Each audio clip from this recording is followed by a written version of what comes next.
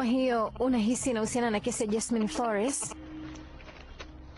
Imetokea siku ya mazishi ya mama yake. Basi mashaka yangu yalikuwa sahihi. Alikuwepo kanisani wakati wa mazishi.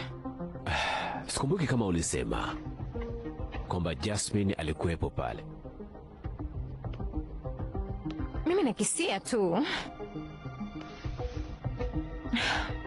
Kulingana na ripoti kamili inaonekana kwamba Jasmine alikuwa shabaha yao. Sasa unatarajia nini? Na maanisha yeye anatafutwa. Sio polisi tu, lakini pia kuna jeshi binafsi ambalo linamuinda Jasmine. Subiri, acha! Natosha! Hapana, hapana, hapana! Risasi zilipatikana kwenye ajali ya moto.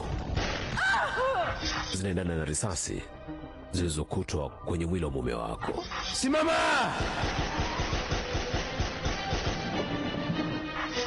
Kwa hiyo mtu ambaye amemuua mume wako anamuinda na Jasmine.